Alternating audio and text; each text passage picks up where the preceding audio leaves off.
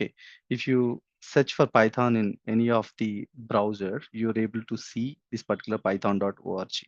In that, you can go to the download, or defaultly, it will provide you the Python version which is suitable for your operating system.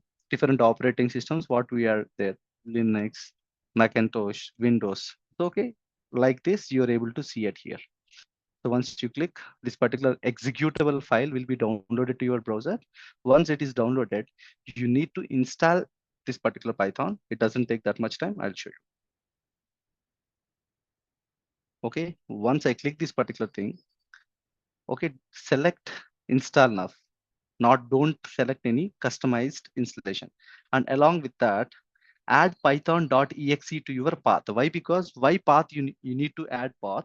The main intention to path is if you select the path, our operating system and our processor will know Python is a software. It is already in our mission. If any code or if any work related to that particular Python, I'll need to call this particular software to execute that work. So that is the reason we need to add this particular path. If you forgot in this particular stage, then you need to manually add path in the environmental setup. Okay, right. Now I selected this particular python.exe2 path and I'm installing this. Based on your system, it will take 1 minute or 2 minutes to, it may take sometimes 10 minutes also. Okay, and before going to start the actual things, so this is the first thing. Whatever the things you want to do with the data related stuff, Python is a mandatory thing. Why? Because huge amount of people are developed multiple libraries to support tasks related to handling different type of data operations.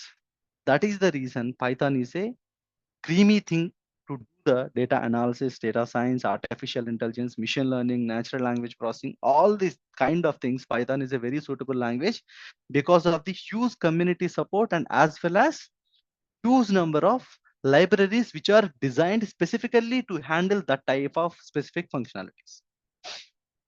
Okay, it is taking time, maybe in 1 or 2 minutes, it's going to complete. Once it is completed, yes, setup is successful. I'm closing this particular application. Now what I'm going to do, so once it is installed, you can able to search in your installation mission, you're able to see.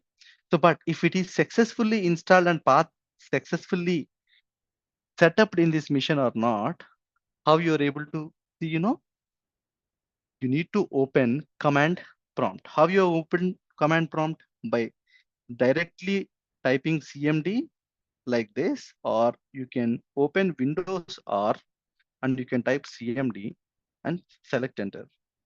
One command prompt is opened. Now what you need to do, you need to check Python installation is ins properly done or not. For that, you need to type Python and need to click. Then you're able to see what version of Python is installed in your machine. You're able to see 3.12.5. That is the version which is installed in your machine. Now what you need to do, okay, now we are clear with that Python installation is successfully happened in our machine. Now what we need to do, okay, to do and to practice Python coding for non-developers and the people who are not familiar with any Java, C, .NET languages, one specific IDE is preferable. That IDE is Jupyter Notebook. It is kind of a very easy interface, and along with that, to use that particular IDE, you need not to be an expert in programming language. So, okay, I'll tell you how to install that particular Jupyter Notebook and how to use that particular Jupyter Notebook also. But before that, I'll tell you about a virtual environment. Why we need to, what is a virtual environment? Now I installed Python in my local machine.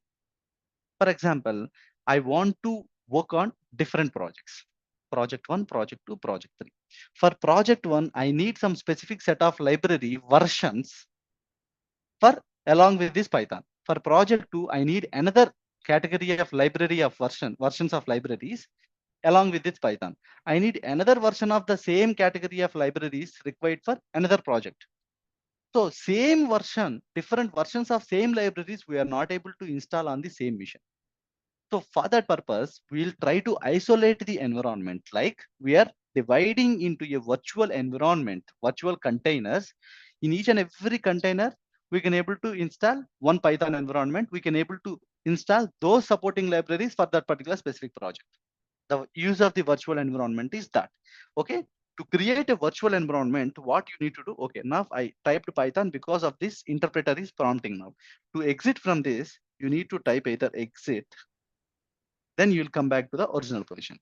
Okay, once again, I'm showing Python, you will get it. Exit, you'll get back to the path of the Windows path. Now what you need to do, I want to create a virtual environment. So here what I'm deciding, I need to create a virtual environment where I want to utilize the specific Python and all those practices.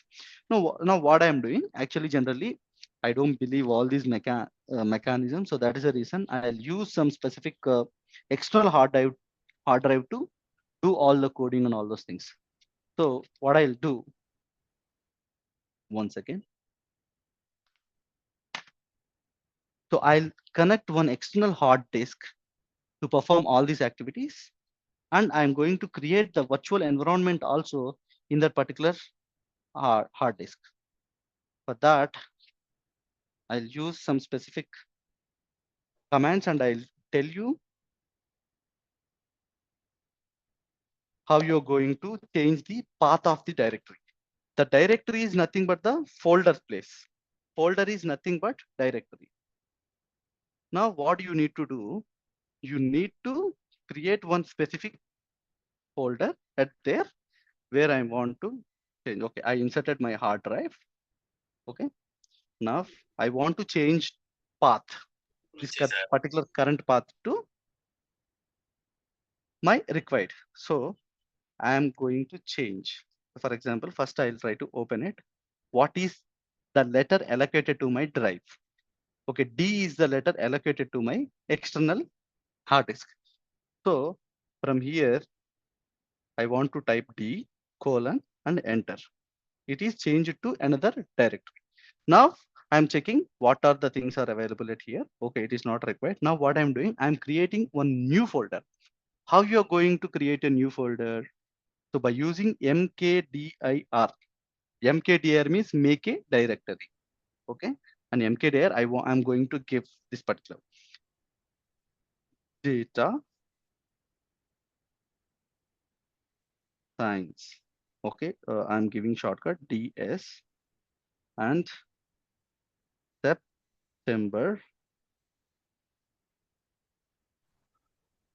September 3. Okay, this is the folder I'm creating with the today's date. Okay, I created this particular folder. Now I'm moving to that particular folder. cd means change directory, ds underscore September 3. Now I am in this particular folder. Now here I am creating one specific virtual environment. I'll tell you the command, just try to remember it. Don't worry, I'll provide you the notes and all those things. You are able to go through clearly with the step by step, you can able to create it. So Python, okay, and space M virtual environment, and you need to give some specific folder. I am giving data science as my virtual environment. Okay, clicking enter.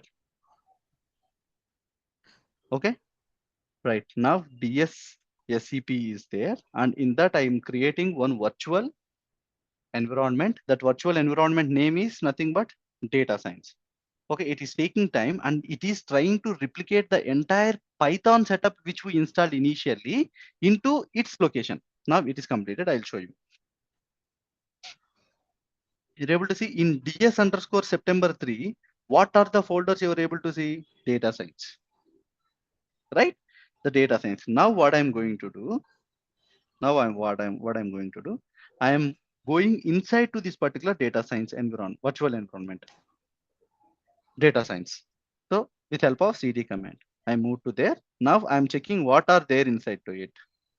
See, include libraries, scripts, Py virtual environment, and all these things. How first initially locally install Python, what type of things you are able to visible in virtual environments is nothing but it is copying that entire environment and keeping it in a specific location. Defaultly, Python is always active in our local machine. But if you want to use this particular Python through virtual environment, you need to activate that particular virtual environment. To activate that particular virtual environment, you need to go to inside to the scripts. Okay, I went to the scripts. Now what I need to do, I need to use activate.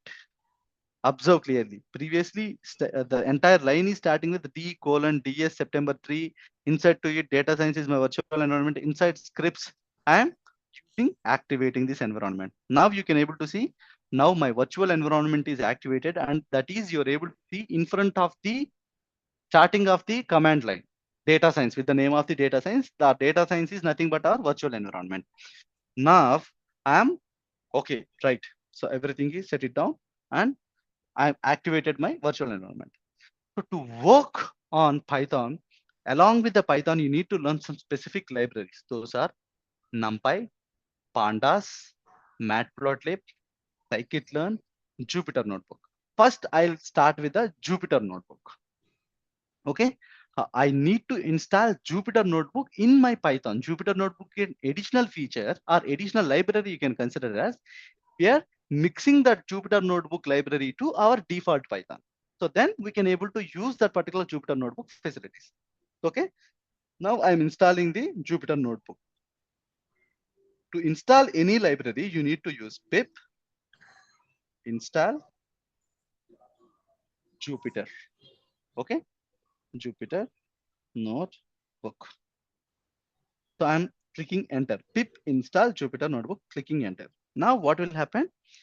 It will first download all the files which are required to install Jupyter Notebook and it will install it. What's happening? Or it is downloading each and everything, and once all the information, it will install the notebook in your machine and where in virtual environment and along with the Python where your machine to the virtual environment. Okay, you're able to see your the required things are downloading, and once it is completed, I'll tell you what are the next steps.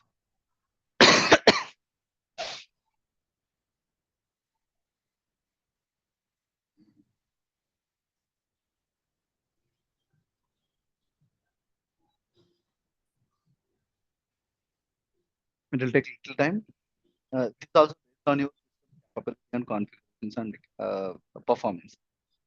So all are downloaded, and the packages which are downloaded are installing. You're able to see the command installing collective package.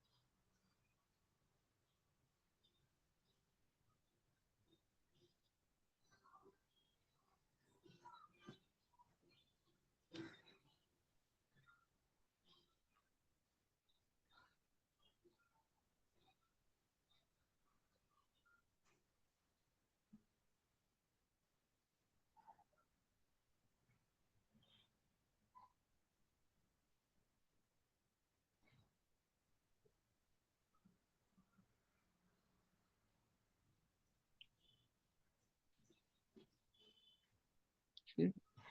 It is installing. You see, in your system, it may take a little longer than my system also. Why? Because my system is quite a high configuration system. So if your system is not that much,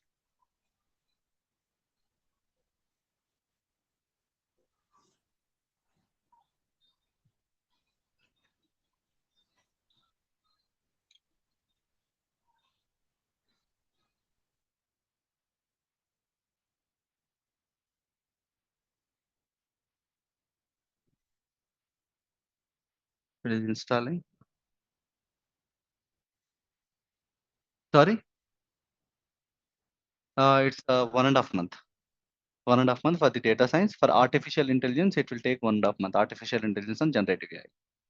Why? Because to learn artificial intelligence and generative AI, all the things are.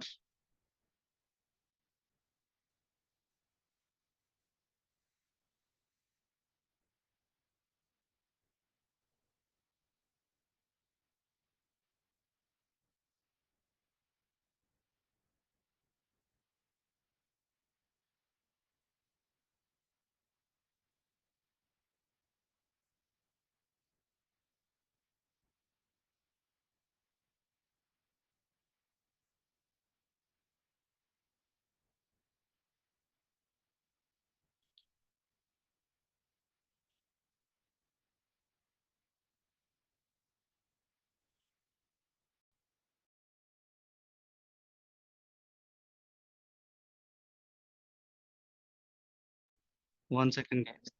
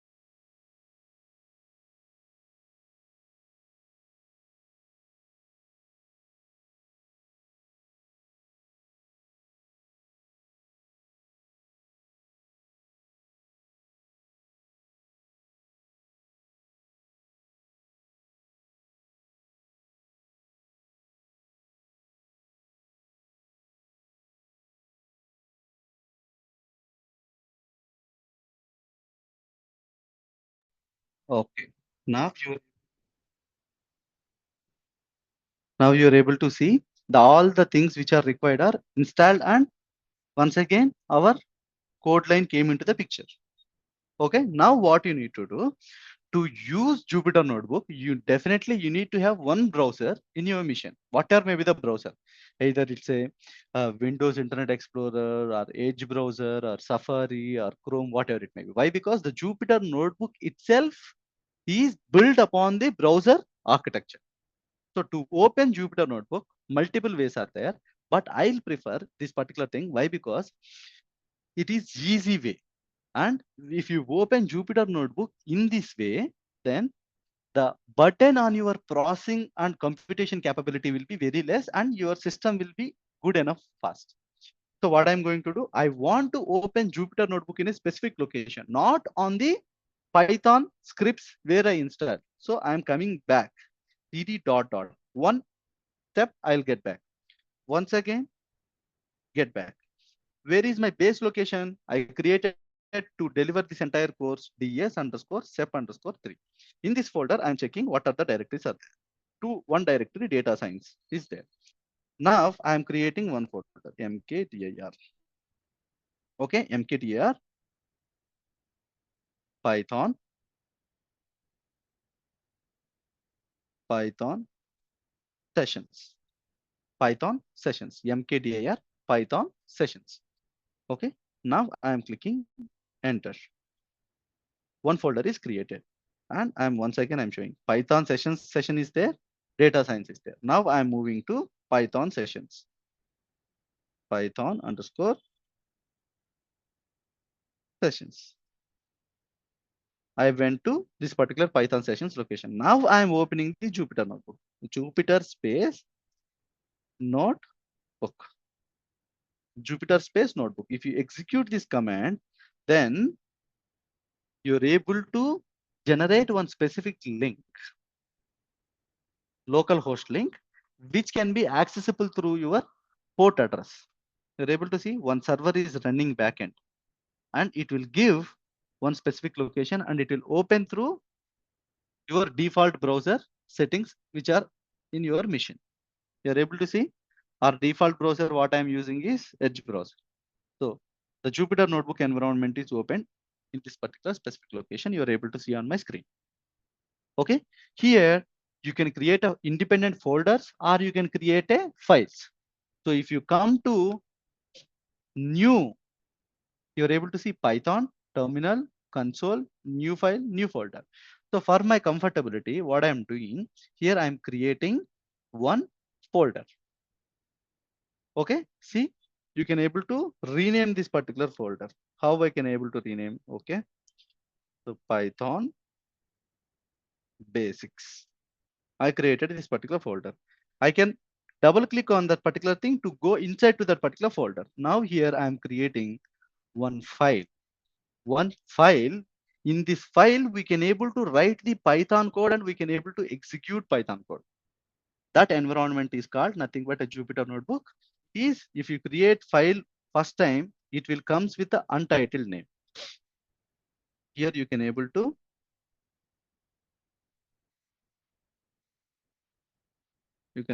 rename this particular file like Jupyter notebook introduction. Okay, Jupyter notebook introduction is this particular file name. The blue color cell you are able to see, right? The rectangular thing. This is called as a code cell. This cell is required and used to write Python code. Okay, and if you want to add a cell like this, then you need to use plus symbol, which is there at here. This is one way, and another way is you need to keep cursor in the current cell. Wherever our cursor is moving, that is considered as our current cell. Okay, I'm telling you this the point. Wherever our cursor is there, that is considered as current cell. Okay, I'm adding one more cell. Just see, I'm not using this particular button. I'm using some shortcut. Escape B. Escape B is nothing but to create new cell below to the current cell. Okay, right. For example, if you want to create a cell above to this particular cell, for example, this is current cell, right? To create above this particular cell, you need to use escape button plus A is nothing but above to create a new cell above to the current cell. Okay, escape plus A, escape plus B. Okay, clear? Right. Now, for example, okay, cell is, and another thing is, if you want to write any specific nodes, why? Because data scientists or data analysts or generative AI engineer, artificial intelligence, he is not a developer to develop one functionality. He need to deal with a lot of data. He need to remember a lot of analysis. He need to show present lot of nodes. Okay, you saw that particular data, what you observed, where you observed, what are the next steps, where you stopped, and all the things. You need to maintain some specific nodes also. To maintain that particular specific nodes, you have a specific and special feature in this particular Jupyter notebook, that is nothing but markdown. Markdown. To convert a cell into markdown purpose is to write the notes. To write the notes and to remember the points and all those things. You need to keep the cursor in the cell, which cell you want as a markdown. You need to keep cursor in the particular cell and you need to use escape M. Then the square brackets are gone. Escape M, you can see escape M. If you use escape M, the square brackets are gone. It is like a note. It is like a note. To convert code cell is nothing but the cell which will be used to write a Python code. Convert code cell to markdown, which is used to helpful to take a notes like a notepad, like a word. Markdown, you need to use a shortcut escape plus M. Okay. And another shortcut is if you want to convert that particular markdown to once again to code cell, which is compatible to write the Python code, then you can use to convert markdown to code cell, then you need to use escape plus Y. Okay, escape plus Y. You know how to create a cell, how to add a cell below to it, how to add a cell above to it, how to convert a cell into markdown, how to convert back markdown into cell. Now, what you need to know? You need to know how to execute a Python code in the code cell or how to execute a specific cell. To execute a cell, it is very easy. Try to remember. In other programming language, if you want to perform addition, it is a very difficult task. You need to add some variables. You need to assign another operator and you need to perform addition. Then you need to capture the result and you need to print the result or display the result. But in Python, it's very easy. You can use as a calculator. To execute this particular operation, you can click on this particular triangle symbol is a one way, and another way is, for example, another way is just observe what is happening. Shift enter is a shortcut. What it is? One way is from the tool menu, and second way is shift plus enter, and third way is control plus enter. Just see what is happening. Here I am using shift enter. What happened? What happened? Observe. The now code cell 3 is highlighted. I use shift enter, then the cursor is coming into below cell. For example, here I'm converting this particular cell into markdown. And after that, I'm executing this cell to see the results. Shift enter. Now what happened? The code in the current cell is executed, and along with that, one new cell also created below to the current cell. For example, so I'm removing this particular cell. Now I'm using shift enter. Now I'm using shift enter. If I use shift enter, once again observe, shift enter, it is executing and along with that one cell also creating below to the current cell. Okay. Once again, I'm deleting it. Now I'm using control enter. Observe control enter. Now it is just only executed. No new cell is created below to the current cell. That is the difference. So, okay, for example, see, if you used this particular triangle symbol also, code is executing and as well as new cell is creating. Okay. For these particular three types, what is happening? Code executes and creates new cell below to the current cell if there is no cell below to the current cell. Okay. The functionality of the execution function in the triangle function and shift enter, both are same. Both are same. Both are same. But the functionality of control enter is different. It only executes code. It only executes code. Okay. It only executes code. It doesn't create. It does not create new cell. Okay. right? Is it clear for everyone? Right. Now you know how to create a cell, how to convert a cell into markdown, how to create a new cell above to the current cell, how to create a new cell below to the current cell, how to execute code with help of the triangle symbol in the tool menu, with help of the shift enter, with help of the control enter. What will happen if you use the tool menu? What will happen if you shift plus enter? What will happen if you use control plus enter? Okay. And now if you, I am telling you to delete a cell, to delete a cell,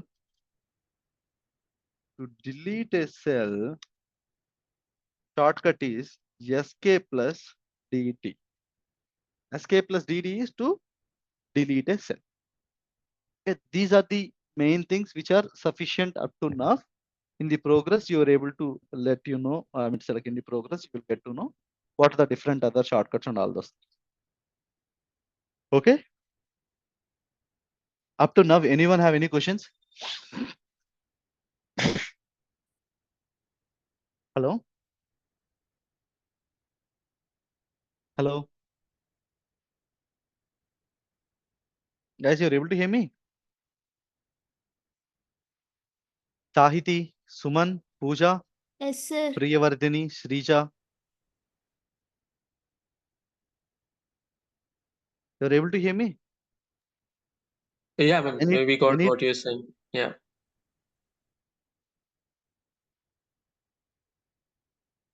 you have any doubts until now? No. No? Hello? Yeah, it's clear. It's clear. Thank you. It's clear, right? Okay, right. Yeah. Now I'll introduce you some mathematical operations for today. Then after that, tomorrow onwards, we'll go with the what is Python, how you're going to assign a variable, what is variable, how can you give a variable naming convention, what are the different data types available, how you can able to handle those data types, what are the what is function, how you will write a functions, what are conditional statements, what are loops. So we'll step by step we'll go. So now I'm creating a folder for okay basic basic okay Python used as a calculator. Python used as a calculator. Okay, right. I'm giving making it as a heading. So that is the reason why we are calling this as a Jupyter notebook. We can able to beautifully design our entire code and entire reports and all those things. We no need to separately required for a PPT or Word document or something else. You can write your code, you can access the data, you can manipulate the data, you can change the column names, you can keep colorful headings and all those things. Okay, right. Now Python is a calculator. Okay, whatever the code, generally in programming, we have one specific term you don't need to remember, comments. Whatever may be the programming, it's a database or it's a programming, comments are mandatory. Comments will be used to why you are writing that code, what is happening that code. Why? Because for example, if you left the organization, the other person who is coming, he need to easily understand why you written that particular specific code. So that is the purpose of the code. So I'm saying addition 12 plus 23. So what is the shortcut I need to execute this particular code? Shift enter. Okay. And subtraction.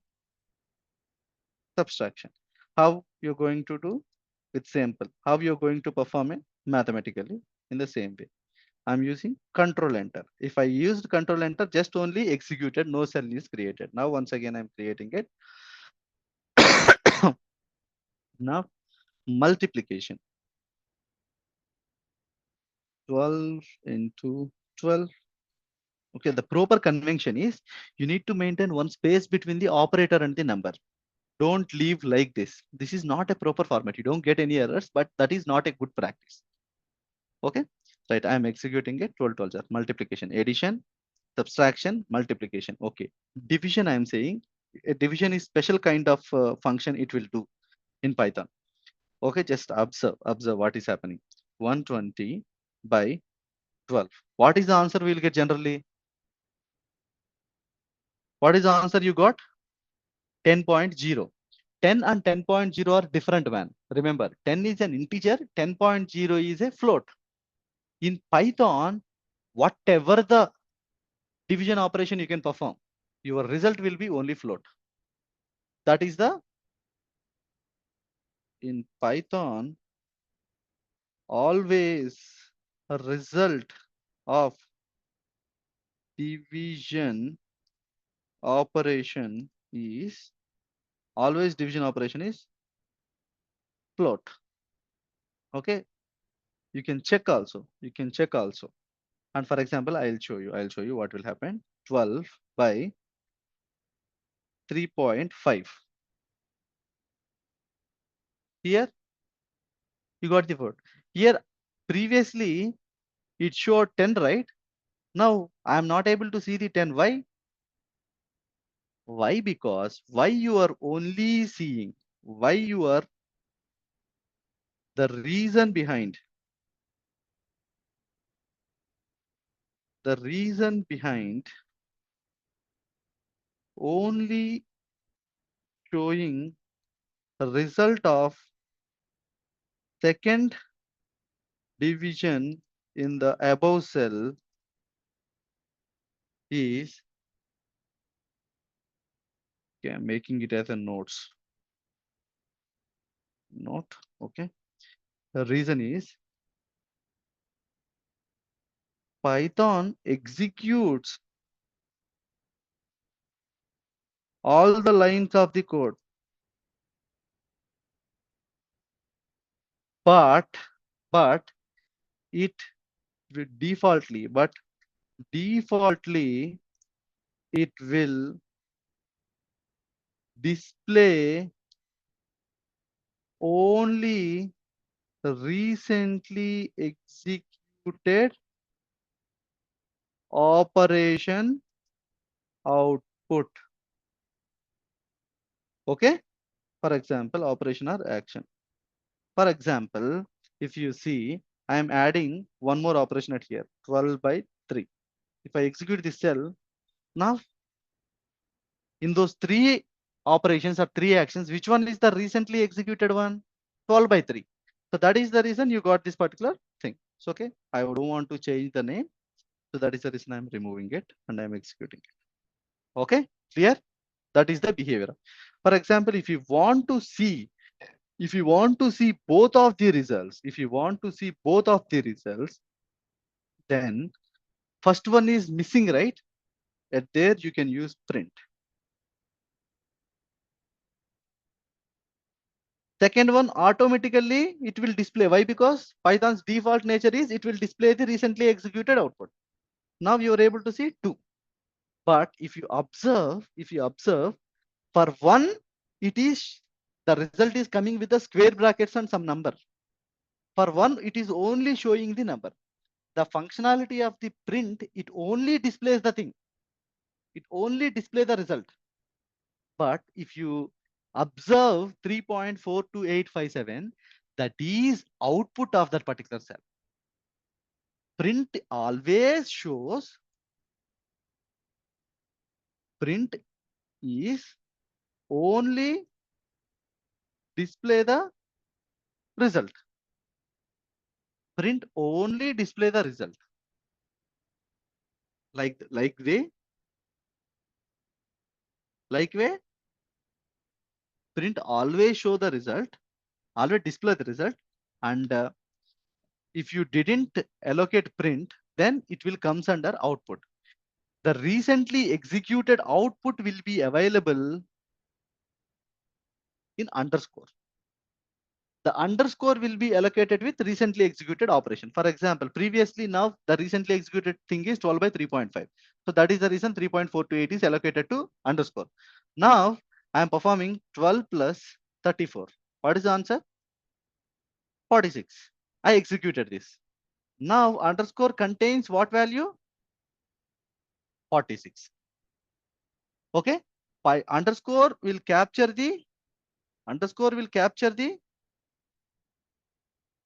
nothing but underscore captures recently executed output. Okay, is it clear? Print, why it is displaying, if you execute multiple lines of code or multiple actions, why it is displaying last one results. It doesn't mean like that it is not executing before 3 lines. It is executing, but it is not showing. If you want to see each and every result, you need to use print to see the result, what is happening in that particular action. Okay, is it clear for everyone?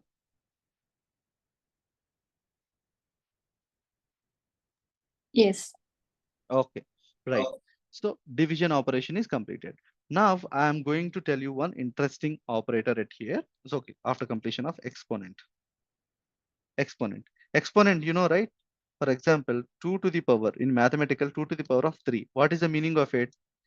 2 into 2 into 2. This is exponent, right?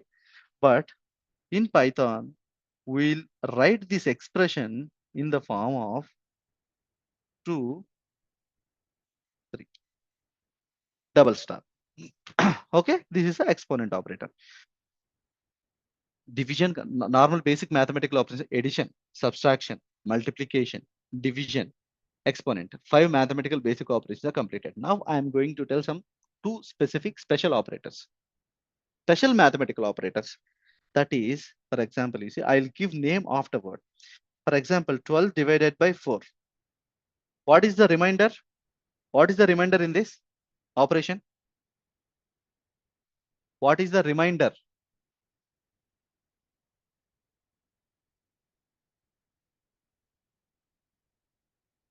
That is a division operation. See, in division operation, what you will get? 12 by 4 answer is nothing but 3, right?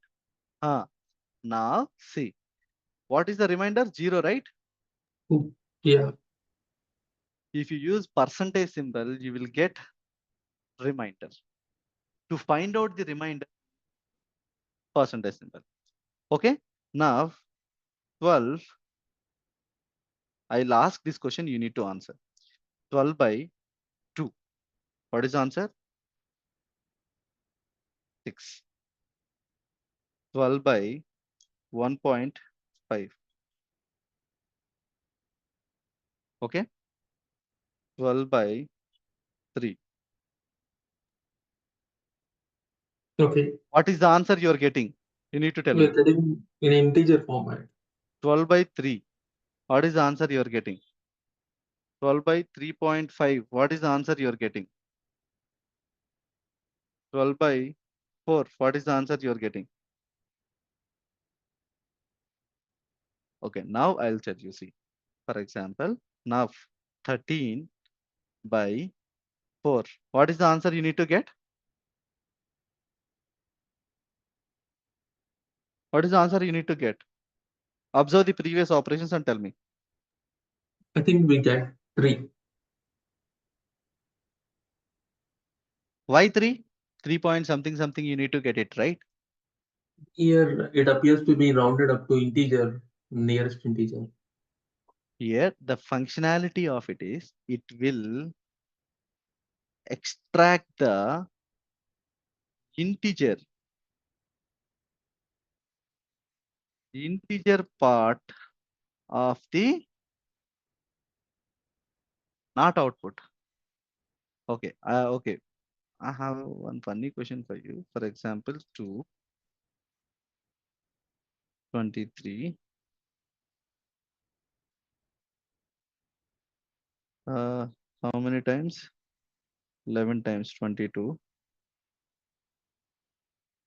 What is the remainder? 1.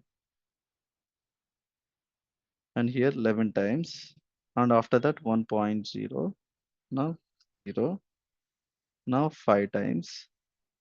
Now once again 10. Now remainder 0.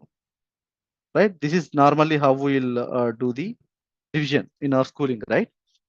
What is this 2? What is the name of the 2? Divisor. Divisor or dividend or coefficient? Okay, just I'll write some specific. Okay, reminder. Reminder is clarity, right? For each and everyone. No doubt. Coefficient, dividend,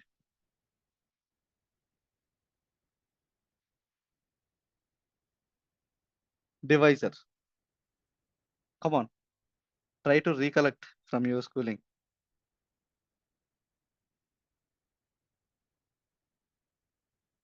Remainder is zero anyway, each and everyone. Coefficient is nothing but 11.5. Dividend, divisor. Divisor is 2, dividend is 23. Is it clear for everyone? Okay. This particular functionality will extract integer part of the coefficient. Integer part of the coefficient. Okay, is it clear for everyone? Okay, this operator is called as step function or step operator or floor division. Step or floor or step division. Okay, right? So this one is for to capture the remainder. Is it clear? Each and everyone? Addition, subtraction, multiplication, division, exponent, operation which can able to capture the remainder, operation which can able to capture the integer part of the coefficient. Is it clear for everyone? Anyone have any other questions?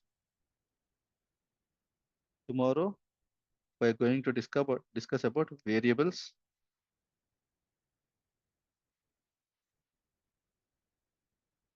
variable and data types and different type of operators. We're going to discuss all these things tomorrow. Okay, tomorrow class is nothing but September 4, 2024, 6 p.m.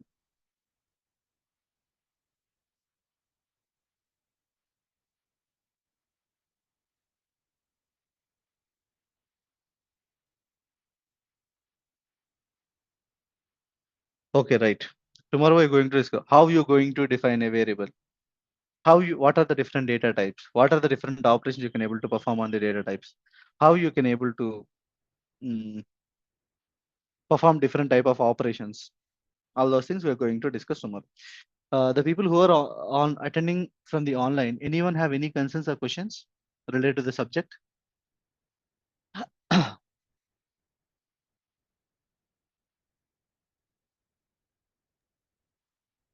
This particular session will be there for from today onwards, today, tomorrow and day after tomorrow. After that, one new link will be generated for the people who are enrolled.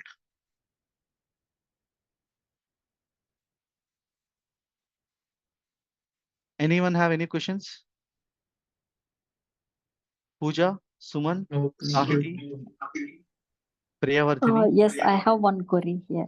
Yes, please So tell we are me. using Jupyter Notebook, right? Yes. So can we use that Notepad plus plus or notebook Notepad also? Notepad plus plus is not comfortable to take the notes. Okay. So how many libraries is there? So why we are selecting the Jupyter only? So I told you, right, in Jupyter, you have a beautiful features. You can write notes, you can write code, you can do math, you can copy paste images. Directly you can show images. It's not a developer role, right? I'm getting resound and echo from your side. oh, So to show the presentation, data scientist or the Gen AI engineer or AI engineer is kind of a work with a different sorts of data. Lot of times you need to remember a lot of things, you need to present a lot of things, you need to write a lot of things and a lot of results based on your current action result you're going to do, and you're moving to next thing what you need to do. So that is the reason this is a very comfortable. If you go for AWS, Azure, GCP, wherever you go, notebook will be there. That much flexible and that much compatible. If you want a direct Python code from this Jupyter notebook, you can download it.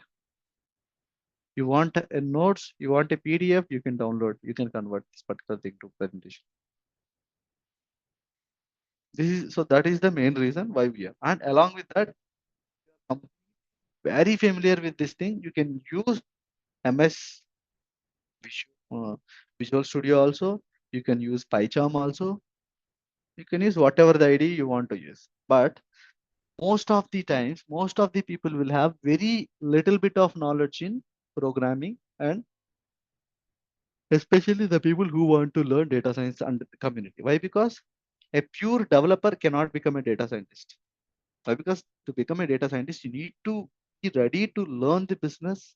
You need to be ready to learn some little bit of math, each and everything. So that is the reason pure developers never become a data scientist or AI engineer. The person who has understanding and lot more areas and enthusiasm is to explore more areas, those people only eligible for this particular thing. Is it clear, Pujana? Yes. Okay. Any other one have any other questions? Mohan, I'm attending this session for the first time. Could you help me with the intro sessions links, probably in the recording session of where you covered the content and the duration of these courses? Oh, okay. I mean to say like Suman, so you need to share some specific intro videos to Suman. Okay, and apart from that, if he has any questions, just please connect with me. I'll talk with him. So Suman, Thank you. actually, some couple of Yeah. demos are happened. So they'll Mhm. provide those recordings and they'll share some references to you. Apart from that, you have any specific questions, you can reach out to them. They'll connect with me. Sure. Thank you, The sir. admin team will connect with me. You can reach out to Yeah. the people from the Ganesh IT. Okay. Okay, Thank you. the main thing is this course is divided into two parts. One is for basics and data science, and another one is Mhm. for AI and generative AI, prompt engineering. Okay. To learn AI and Gen AI and prompt engineering, definitely you need to have basics on this particular thing. You need to be have good understanding on Python, stats and probability, machine learning, NLP, deep learning a little bit, and all those things. Once you're comfortable with these things, then we can able to move to the deep learning, transfer learning, and AI and all those things. Sure. Sure. Got it. Thank you. No problem. Welcome. And any other one have any questions? Priya or Sahidi? Okay. Thank you guys. Thanks for attending this. Tomorrow also same time. If you are interested, if you like the demo, please attend it. If you need any information, please reach out to the admin team. Thank you. Thanks a Sure. lot. Thank you. Have a Thank you for nice your day. time. Bye.